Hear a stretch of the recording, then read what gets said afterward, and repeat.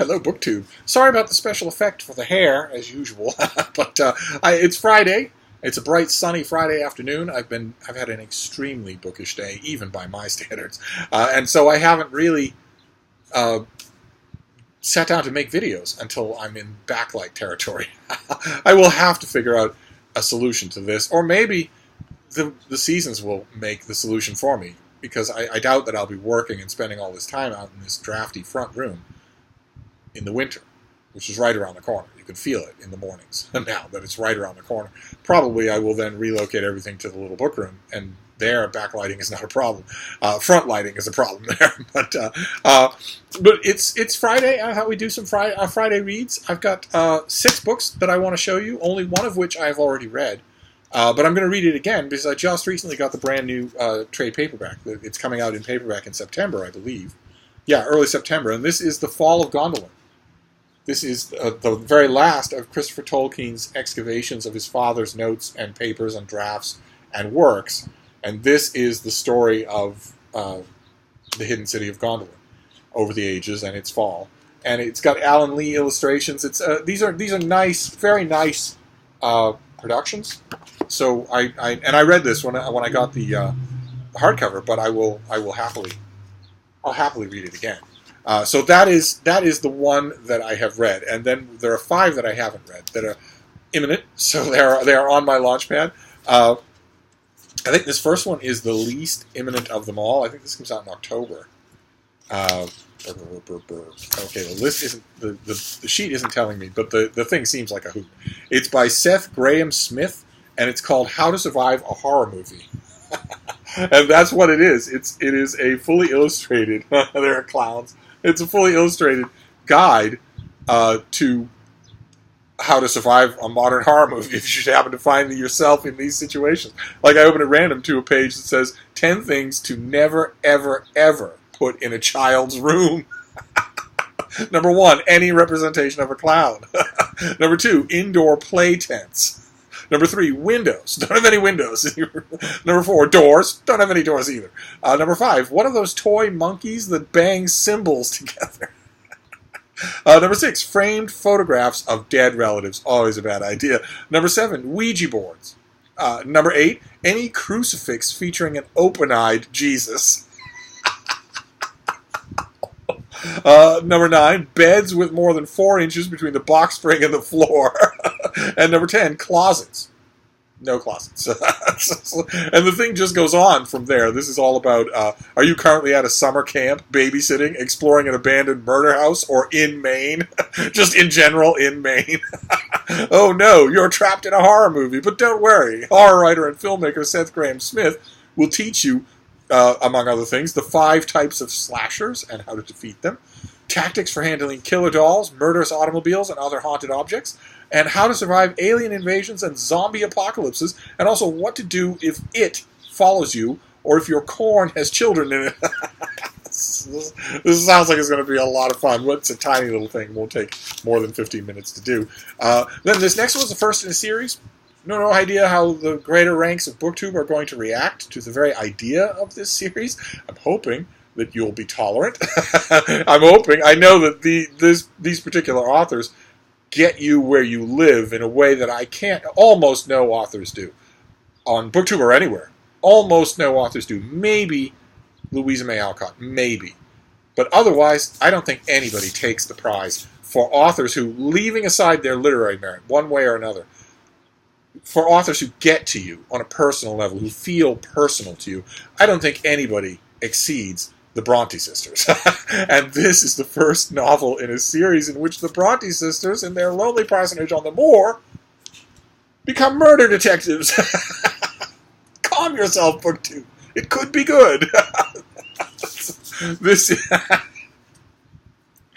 is The Vanished Bride, and the perpetrator, the author, is Bella Ellis. Okay? Don't be sending her boxes of scorpions. She might be writing this book from the same place that your howls of outrage might be coming from, which is a diehard love of the Brontes. Let's see who she is. Before we hear about the book, let's see who she is. She is Bella Ellis is the Bronte-esque pseudonym of Rowan Coleman, an acclaimed author of new... Why would she change? Why would she need a pseudonym for Rowan Coleman? That's a lovely name. An acclaimed author of numerous novels for children and adults. She first visited the former home of the Bronte sisters when she was 10 years old. From the moment she stepped over the threshold, she was hooked, and she has embarked on a lifelong affair with Charlotte, Emily, and Anne, their lives, their literature, and their remarkable legacy. See what I mean? She is a Bronte fan. So this might not be a travesty. It might be entertaining. So what have we got here? This is a Bronte sister mystery coming in September. I'll hold this up to desensitize you to it. What if literature's most famous family set their minds not just to writing books, but to solving crimes? This novel is a Victorian whodunit with a feminist twist, which reimagines Charlotte, Emily, and Anne as female detectives in 1845 England. It's the first installment in a new series. The idea for Ellis's new series came from the author's conviction that the sisters' short lives were just as compelling and exciting as their novels. And you will definitely get that impression if you read the great big book called The Brontes, which I strongly recommend. It is a great book. It's a doorstop. It's a tome, but it's a great book. Irrepressibly curious, bright, and wonderfully bold, and outraged by injustice, they would have been brilliant detectives. In The Vanished Bride, we find the Brontes, including their brother Branwell, I was hoping he would get a mention, confronting a terrible crime just across the moors. A young woman has gone missing from the grounds of her estate, leaving no trace except for a large pool of blood in her bedroom and a slew of dark rumors about her marriage. A few miles away, the Bronte sisters are horrified, yet intrigued. Desperate to find out more, Charlotte, Emily, and Anne visit Chester Grange, where they notice several unsettling details about the crime scene, not least the absence of an investigation. The young women realize that if they don't attempt to find out what happened to Elizabeth Chester, no one else will. Okay. You can't tell me you're a little bit intrigued. Even you Bronte purists have got to be a little bit intrigued. I will read it and we will see. We will see if it's any good. Then this next one is a writing duo. They have written at least one other book together that I know of, but they are each independently famous. This is To Build a Better World, Choices to End the Cold War and Create a Global Commonwealth by Philip Zelikow and Condoleezza Rice.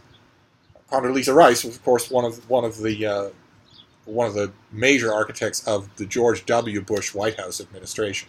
Served in two big roles there.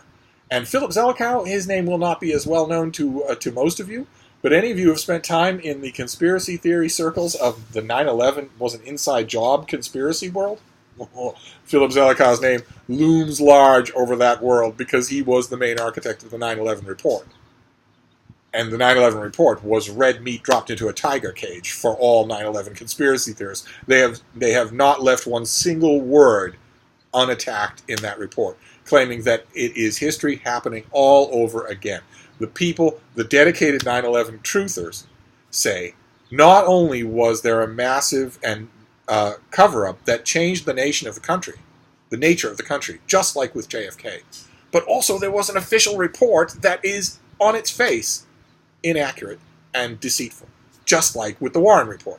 So it's history repeating itself. It's a breeding ground of endless videos. And these two, I think, are going to put that behind them. I'm pretty sure that this book, the impression I get of it is that it's going to be one long setup for vindicating their own time in office and their boss's time in office. So let's see what we have here. How are we doing for a backlight? Will you be able to see this? I like to give you at least a visual instead of my flaming hair and my smallpox scars. That's not so bad, right? You can see that. This is what it's going to look like in your bookstores, and it'll be in your bookstores in early September. Two of America's leading scholar diplomats, Philip Zelikow and Condoleezza Rice, have combed sources in several languages, interviewed leading figures, and drawn on their first-hand experience to bring to life the choices that molded the contemporary world. And you have to keep in mind, no matter what you think of either one of them, a large chunk of that claim is true and worth noting. A historian who's working on archives in Oshkosh isn't going to be able to call up the former heads of state for Germany and East Germany and France and Spain like Condoleezza Rice can. She's a superstar. She can call these people. She knows them. And if you bring a sober and document-oriented historian's mind frame to that kind of access, it might get you somewhere. It might make your book remarkable in a way that isn't properly ignorable. Let's see. Let's continue on here. Zeroing in on the key moments of decision, the might-have-beens, and the human beings working through them, they explore both what happened and what could have happened to show how one world ended and another world took form. Beginning in the late 1970s and carrying into the present, they focus on the momentous periods between 1988 and 1992. Okay. When an entire world system changed, states broke apart, and societies were transformed. Such periods have always been accompanied by terrible wars, but not this time. This is also the story of individuals coping with uncertainty. They voice their hopes and fears, they try out desperate improvisations and careful designs. They were leaders who grew up in a post-war world who tried to fashion something better, more peaceful, more prosperous than the damaged, divided world in which they had come of age. Okay, that does sound very interesting, and this is right around the corner, so I will put this. I just recently, I don't know how the order I'll upload these things, but I just recently had a rather chastising mail. All the books were finished copies from September, just sort of reminding me over and over again that I really need to start paying attention to September books. September is a monster month. Monster. And if I don't start paying attention to it now, I'm not going to have any kind of leg up when the onslaught really begins. But that sounds interesting anyway. That's right, and it's kind of survey history that's right up my alley. And then this next one, we're doing 5 books I haven't read yet for Friday Reads. So, and I will, if I remember, I will list them. All right. This is a young adult novel. This is by Mary Choi, and it is called Permanent Record. And I want to show you, if I can, the nice cover design. The cover is an acetate film. That is the cover, and when you open it, that's what you get. Suddenly they're distant, right? Here they're right next to each other, and here they're distant. So you get a feel for the fact that this is going to be a love story. But I do like it when cover designs are nice like that. So let me see. This comes out in early September, of course. Oh my God. This comes out in early September, and it sounded really good. I read this author's last book and liked it. Her last book was Emergency Contact. And I thought parts of it were a little pandering, but I thought overall it had a lot of heart. And this is Permanent Record. And let me tell you about it here. This is, on paper, NYU dropout Pablo Rind doesn't have a whole lot going for him. His graveyard shift at a 24-hour deli in Brooklyn is a struggle. Plus, he's up to his eyeballs in credit card debt, and let's not even talk about his student loans. Pop juggernaut Leanna Smart has enough social media followers to populate whole continents. The brand is unstoppable. She graduated from child stardom to become an international icon, and her adult life is a queasy blur of private planes, step-and-repeats, aspirational hotel rooms, and strangers screaming for her to just notice them. When Leanna and Pablo meet at 5 a.m. at the bodega in the dead of winter, it's absurd to think they would be, quote, a thing. But as they discover who they are and who they want to be and how to defy expectations from everyone else, Lee and Pab turn to each other, which, of course, is when things get properly complicated. Now, that sounds really good. As a premise, that sounds really good. Doesn't sound at all original, but it sounds really good. And I don't require originality at all in the plot or the devices of the books that I read, not in the slightest. I think it's kind of childish to require originality. Everything has been done before. Had I read that just blind, without this and without this, I would have said, well, okay, that has been done many times before. It will all depend on the execution. I say that all the time on this channel. It all depends on the execution. But in this case, there's even a little bit more topspin than that, because this author has already pleased me. So, I'm looking forward to this. I'm greatly looking forward to it. And then the last book, just in case you thought you were going to get out of this unscathed, no. The last book that we'll deal with is by James Poniewozik, and it is a Trump book. I am reading these so you don't have to, and I'm reading them all. Not the crazy ones. I'm not reading the crazy ones. I'm not reading the off-Broadway published ones that are just nut jobs. But I am reading anything that comes from a major publisher that has a hardcover, finished copy, and that comes, so to speak, across my desk. I am reading them so you don't have to. Somebody has to read them, and it's my job. I can't go around for years saying that my goal and focus in my reading is mostly to keep my head above water with the new releases in the American market in a half a dozen genres, or a dozen genres. I can't go around saying that, and even feeling good about it, if I am going to intentionally avoid a whole school of those things because I don't like the subject matter. So I'm not going to do that. I'm not going to do that at all. And occasionally I have been pleasantly surprised. I mean, David K. Johnson, I know from of old. I know that he's not going to write a book I don't love. But I have occasionally found other Trump books that I kind of liked. One that really surprised me was Anthony Scaramucci's book. He wrote a book that describes Donald Trump as the first blue-collar president. Absolutely absurd. This is a man who quite literally craps on a gold toilet. He hates blue-collar people. He hates all people.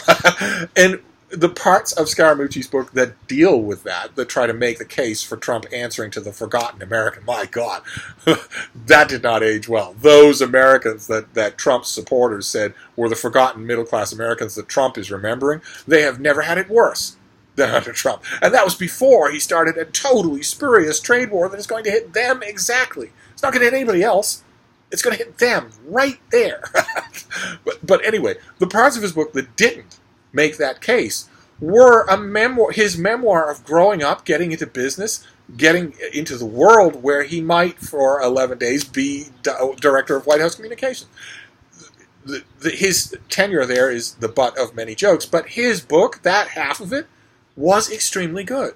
I mean, I understand you strike while the iron is hot. No one is interested in Anthony Scaramucci. No publisher would take a memoir of his if it hadn't been for his brief and disastrous tenure in the Trump White House. But I'm still glad that most of the book was devoted to that, and that's a perfect example of the kind of pleasant surprise that I get very occasionally, not often, very occasionally with Trump books. I doubt very much that this book will be such a thing, but you never know. This is Audience of One. Donald Trump, television, and the fracturing of America. And this is, I think, going to range a little bit beyond the predictable. And this is a Liverite book, and their editorial crew is first rate. So I'm hoping. I'll read you a little bit about this before we end. Audience of One is a love story between one man and his medium. Put aside all the other punditry and hand-wringing over what made Trump. James Poniwozak reframes the question so that it isn't centered solely on business or politics or populism. To understand Donald Trump, we need to understand the modern television industry itself. Okay, so I'm willing to give this a try. It's due in early September, but I'm going to be doing lots of September. I'm shifting my focus to September books. So I will give it a try, and we will see. If it's worth commenting on, if it's worth even, God help us, reviewing, we shall see. So there you go. That is a Friday Reads. It is mostly September. And this is an Audience of One, the latest Trump book. This is Permanent Record by Mary Choi. This is To Build a Better World by Philip Zelikow and Condoleezza Rice, all about the upheavals of the late 60s, the early 70s, and the fall of communism. Essentially, the fall of communism will be the keynote thing in here. Then The Vanished Bride, the first novel in a series starring the Bronte sisters as crime-busting detectives. Then we have The Fall of Gondolin in a trade paperback. I'll give it a reread. And How to Survive, a horror movie, which is not really a read. I mean, there's not hardly any prose in here. It's all bullet points and lists and funny illustrations, so it won't take much time. None of these will take much time, although I will be paying lots of close attention to the Zelikow and Rice book. But, I'll pay close attention to all of them, like even the Trump book. So there you go. That's Friday Reads for you, and I will try once again to remember to list the books in the information section of the video. We'll see. We'll see if I succeed. But I'll be back. We have plenty of other book stuff to talk about, so I'll see you soon. Thank you, BookTube.